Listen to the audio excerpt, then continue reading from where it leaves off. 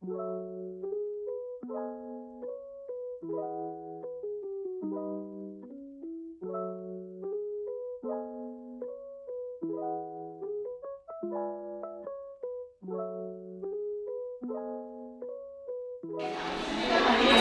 warahmatullahi wabarakatuh. Selamat datang di channel saya Arlin Wanita. Siang ini kita mau ngobrol-ngobrol dengan teman-teman dari perawatan. Saya udah janji di ruang perinatologi ya. Iya. Yuk sana ya.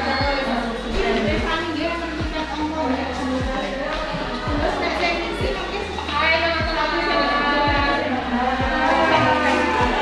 Mereka lagi kerja guys, kita ganggu dikit. Permisi ya. Bersembunyi di ruang tengah. Oke deh. Assalamualaikum. Waalaikumsalam. Kita siang ini ngobrol-ngobrol ya. Kebetulan hari ini hari Kartini. Tadi mereka udah pakai itu ya. Banyak. Oke, kita kenalan dulu dengan beliau-beliau ya. Yang pertama Mbak Endaryati, Escape Nurse. Iya. Gimana kabarnya Mbak Enda? Alhamdulillah. Oke, hari tadi udah pakai kebaya ya? Pastilah. Oh, jadi karena pakai baju kerja nanti katanya jalannya timi-timi jadi pakai baju kerja aja ya udahlah nggak apa-apa lah, jadi cuma aku yang pakai hari ini. Kemudian Mbak Meni Suryanti, Escape Nurse panjang gelarnya ya. Gimana kabarnya Mbak Meni? Alhamdulillah sehat. Sehat ya. Capek nggak sih? Lumayan. Lumayan ya. Oke, kemudian Mbak Afiati MK. Sehat? Alhamdulillah sehat selalu. Kita mau tahu ini beliau karena hari ini hari Kartini guys, 21 April 2021. Jadi saya memang mau ketemu dengan Kartini semua. Bukan Kartono ya. Oke deh. Mbak Eda tugasnya di bagian apa? Ruang maternitas.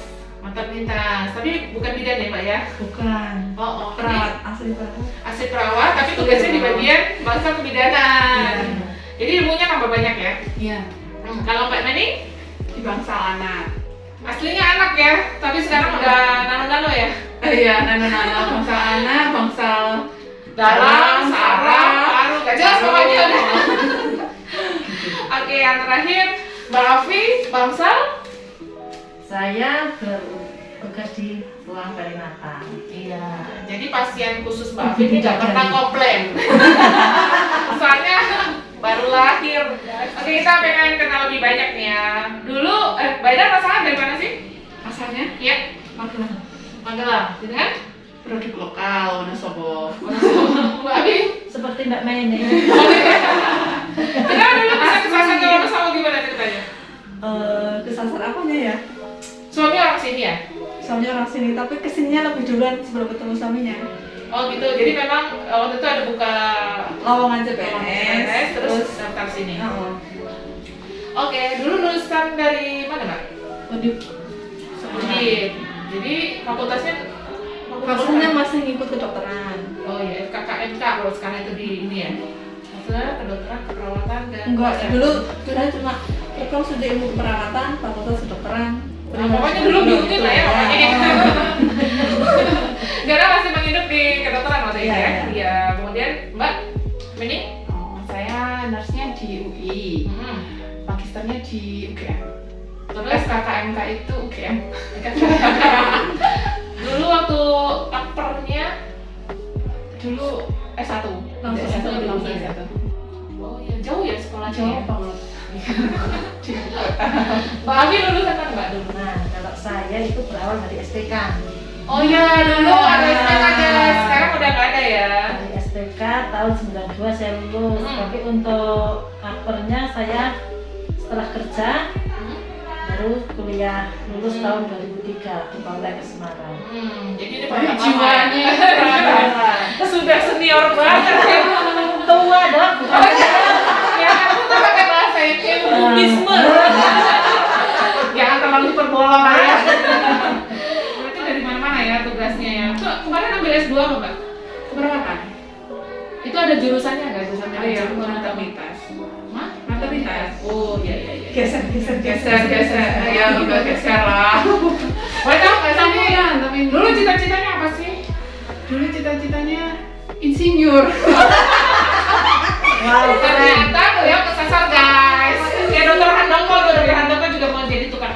Jadi insinyur. Terus kenapa bisa jadi 150 derajat ya? Ya, itu ada banyak faktor ya dulu. Dulu karena ya namanya juga dulu kan katanya kalau keperawatan itu cepet kerjanya nih. Oh iya. Nah, kan pengen cepet kerja jadi ya Cepet nikahnya juga ya. Itu juga. Ya diarahinnya di situ. sama orang tua ya. Dulu Kalau nggak kuliah keperawatan nggak kuliah gitu. Aduh. ada gitu ya. Iya. Kenapa dulu ingin menjadi tukang insinyur? Iya karena kayaknya keren ya. Hobi gambar gitu. Iya. Dulu sukanya soalnya di kimia kayak gitu, kimia, matematika. Jadi pengennya ya yang masih berbau-bau itu kuliahnya seperti itu. Jadi waktu masuk ke fakultas keperawatan gimana sih? Kayaknya denial dikit nggak sih? Aku tuh sebenarnya nggak suka di sini. Kenapa Denial saya sih? Nggak cuma dikit. Dulu itu yang lucunya itu saya nggak tahu kalau kuliah keperawatan itu S1 keperawatan itu akan jadi perawat. Oh, Itu, tadi dikira ya. mau jadi insinyur. Cuma dulu pikirannya kuliah S1 keperawatan. Karena dulu kan dibilangnya nanti kamu kuliah di sini. Itu biasanya kalau dosen itu ada di S1 gitu, seperti itu kan. Nah, dulu nggak ada gambaran tuh jadi perawat. Tapi setelah kuliah baru tahu, ternyata kok prakteknya ini gitu. Jadi kamu waktu itu masih setengah bermimpi kan? Iya, seperti Agak seperti sadar waktu itu. kuliah ya. Sekarang udah sadar Mbak? Ya sudah Udah kembali ke jalan yang benar ya. Oke, kalau Mbak Eda? Nek dulu, ya mungkin sama ya. Nek dulu saya kan ikutnya UMPTN. Jadi UMPTN itu kan ada yang IPA itu kan cuma 2, kalau IPC 3. Nah, itu pilihan satu nggak keterima kan maksudnya ke pilihan kedua. Pilihan keduanya kan keperawatan. Pilihan pertamanya itu ya jauh. Nek dulu kan saya senangnya geografi, perbintangan, IPA ya. astronomi gitulah kayaknya asik ya Dulu bintang kan gitu. jurusan biologi. Kenapa? Jurusan SMA tuh dulu A1, A2, A3. Apa udah lama banget ya? Cuma IPS gitu. Oh, cuma IPS dulu. Kok aku dulu kok 3 sih? Ada Ada bahasanya. sama bahasa, tapi kan bahasanya sedikit peminatnya sedikit. Oh, jadi dulu zaman aku ada zaman fisika, biologi, IPS sama bahasa. Terus yang IPA ini digabung ya, biologi sama fisika. Kalau Iya. sekarang bisa lagi nggak? Enggak, sekarang Tetap IPA, IPS. IPS. Oh iya. Jadi ketahuan dong, gua produk jadul guys. Mami dulu cita-citanya jadi apa? Pemomong bayi. Kalau saya dulu cita-citanya jadi guru. Iya. Karena ayah saya guru, jadi kok enak ya jadi guru gitu. Terus kalau Nah, jadi kesasar gimana ceritanya? karena ayah saya mendorong saya untuk masuk ke SPK dulu. Ya akhirnya mau nggak mau masuklah ke SPK. Oh dulu saya itu masuk ke rumah sakit aja pingsan kok Dok. Oh gitu. Iya sebelumnya itu besok guru saya di rumah sakit itu saya pingsan dia orang sakit. Jadi ini orang-orang kesasar guys, ini Ya. kesasar. Ini juga. Tapi sekarang udah kembali ke hati nurani nggak? Udah. Udah ya. Udah waktu merasa kesasar. Udah sadar banget. Cukup ya. Waktu di kuliah mungkin ada pengalaman-pengalaman yang menarik nggak sih waktu di fakultas perawatan gitu? Ada sih. Pas belajar apa? Seringnya kan gini Bu Arin, Nek, kita itu mungkin karena sama-sama produk produk gagal cita-cita. Oh iya. Produk gagal cita-cita. Awal-awal kuliah semester 1, 2, 3, 4 itu kita itu ya itu tadi dendanya itu masih banyak dan kita Aras-arasan ya? hampir aras-arasan, hampir nggak pada lulus, terus kita pada ngulang SP, ada yang ikut UMPTN lagi, dilalah ada yang ikut UMPTN, dilalah dia pengennya kedokteran, ikut kedokteran, akhirnya tuh banyak yang Prosesnya. semangatnya, aduh kok banyaknya kok hilang, seperti itu. Tapi akhirnya oke lah, aku Iya lanjutkan lah, sudah kuliah ini. daripada sudah setengah jalan nyemplung, ya sekalian nanti mungkin rezekinya Allah di situ. Ya gitu, semua udah ada takdirnya ya guys. Jadi memang kadang-kadang tuh tidak yang kita inginkan belum tentu itu yang terjadi ya. Bisa jadi di bagian yang lain, tapi memang itu adalah the best part. Jadi sekarang udah menikmati ya kerjaannya. Harus nih sekarang belum. Harus sekarang mau dipecat. Oke, terus waktu kuliah ada pengalaman apa yang lain? Misalnya dalam pelajaran. dulu pas kita kuliah di kedokteran itu ramenya itu lagi di biologi. Di praktikum. Pas ada praktikum puasa-puasa kita praktikum tentang penghitungan sperma. Kita harus nyari sampel sperma sendiri seperti itu. Susah ya. Kita kalau siapa? Puasa-puasa mau minta punya siapa? Kayaknya salah itu dosennya itu. Udah gitu pas lagi itu kan ada acara apa ya, menghirup itu kan. Pokoknya spermanya masuk ke apa senengannya? Apa dah? Kamu praktek nggak ya? Tabung itu Tabung itu kayak terus kita tabung. disuruh Oh. itu loh. Terus nah ada temen cewek Nasrani di sana terus dia itu makan.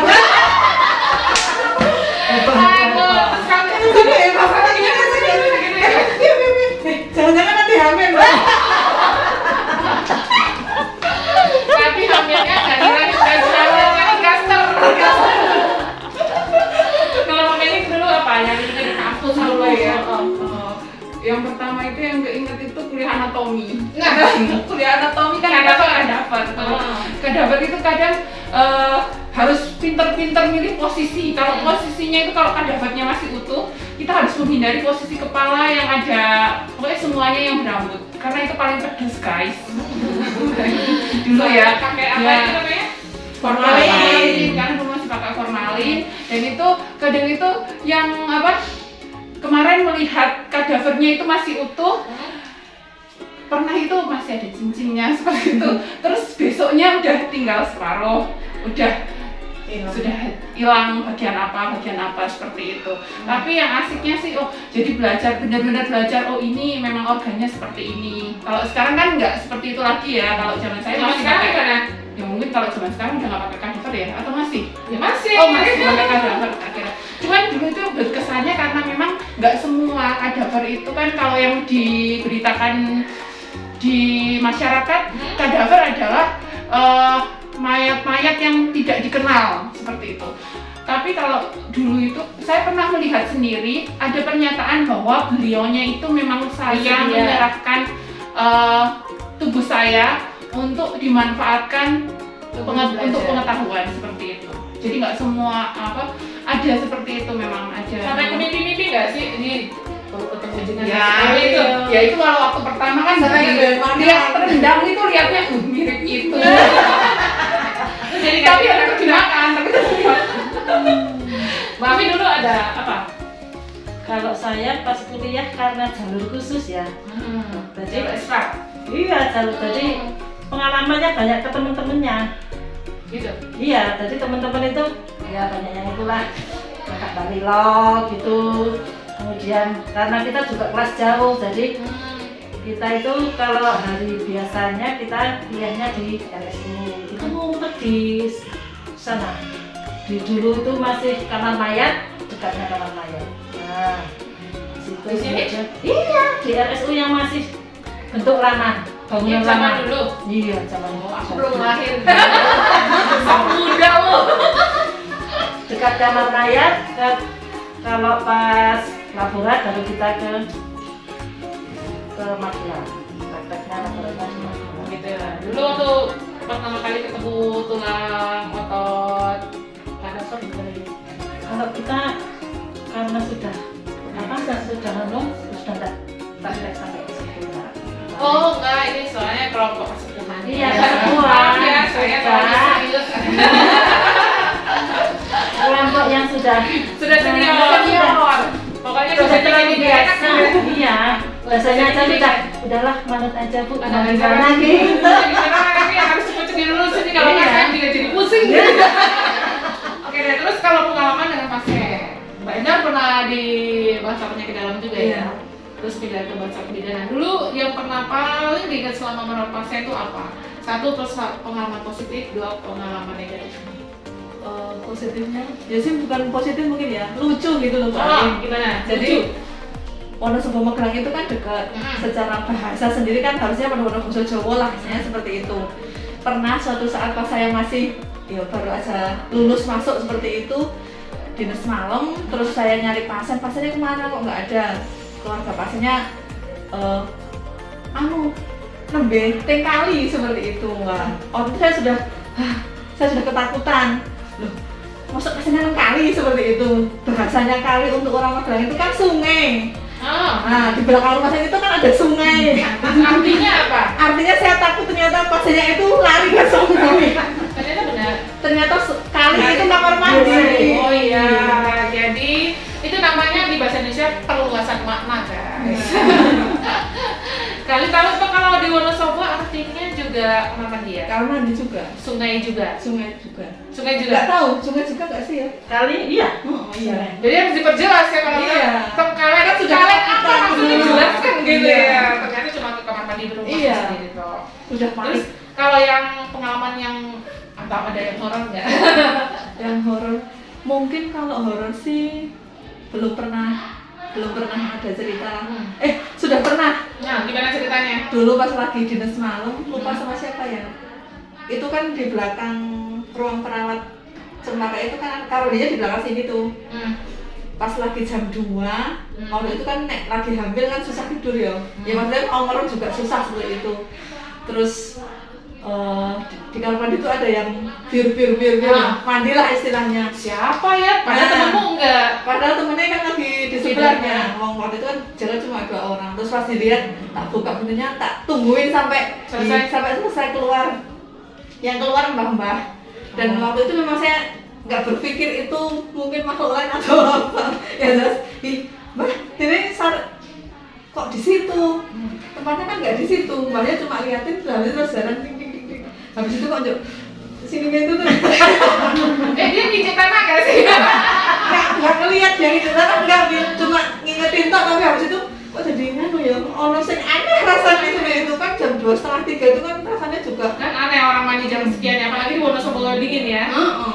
Mungkin dia udah nggak mandi 1 bulan kali, jadi Iya. sampai kapan bisa. Kalau Mbak Nani pernah apa ya yang berkesan itu ya kalau akhir-akhir ini tuh ada di ruangan kami kan ada bangsal thalassemia ya Pak. Pasiennya itu pasien langganan lah kalau Kalau dia saya setiap hidup bulan setiap bulan dia harus ke rumah sakit untuk transfusi. Berapa waktu lalu tuh sempat saya cek kok ada salah satu tuh yang nggak transfusi sudah 1 tahun. Akhirnya saya kan penasaran, ini kenapa nggak transfusi gitu ya? Atau pindah perawatan gitu kan? Ya. Kita perlu follow up juga. Ya, akhirnya saya telepon. Ya ini jadi pengalaman ya. Perawat itu harus biopsikososio spiritual. Nah, akhirnya saya telepon, ternyata ada kesulitan di BPJS-nya. Jadi waktu itu saya itu menghubungi MPP, ini gimana ya, kira-kira ada jalan keluar, bahkan saya menghubungi dinas sosial saat itu, ini gimana kira-kira bisa dibantu enggak. Ternyata sudah usaha sampai seperti itu nih, nggak ada istilahnya anak ini kayaknya nggak bisa dibantu oleh BPJS. Dari dinas sosialnya menunggu sampai ada yang off dari BPJS ini baru bisa memasukkan si anak ini cadangan. Ya, akhirnya kan saya juga sudah, aduh gimana ya ini ya, padahal ini sudah 1 tahun, saya juga takut waktu telepon juga, ini perutnya sudah besar Bu gitu kan, saya khawatir, udah splenomegaly ini dan lain sebagainya, 1 tahun tidak transfusi, obat juga tidak diambil, seperti itu. Akhirnya yang Allah itu memberi pertolongan dari yang lain. Akhirnya akhirnya bisa membayar BPJS-nya yang menunggak selama 1 tahun itu. Akhirnya dia masuk ternyata karena orang tua yang biasa mengantarkan, si bapaknya itu bekerja di luar kota, dia diantar sama ibunya. Si ibunya ini karena tidak punya pengalaman, akhirnya dia bingung ke rumah sakit. Nah, saya akhirnya menghubungi mendaftarkan dan lain sebagainya, mencarikan darah dan lain sebagainya, akhirnya bisa masuk. Ternyata saat masuk RDT-nya reaktif, masuk ruang isolasi. Dan di situ juga harus menguatkan si ibunya, nggak apa-apa Bu masuk ruangan itu, nanti hasilnya cepat keluar kok, swabnya seperti itu, swabnya confirm. Lama lagi perawatannya, padahal si ibu ini masih ada anak yang lain yang kebetulan dititipkan. Akhirnya kita harus mensupport ya, kita support bagaimana kita mensupport si keluarga itu. Dari situ saya belajar, oh iya ini memang kerja perawat itu tidak mudah. Kita itu kerjanya itu nggak cuma psikis, nggak punya fisik aja, tapi juga harus psikisnya juga. Kadang ya tadi sosial juga kita kelola juga, spiritualnya juga seperti itu. Jadi memang pekerjaan perawat itu tidak mudah. Saya belajar seperti Catat, ini ya. keywordnya tidak mudah menjadi seorang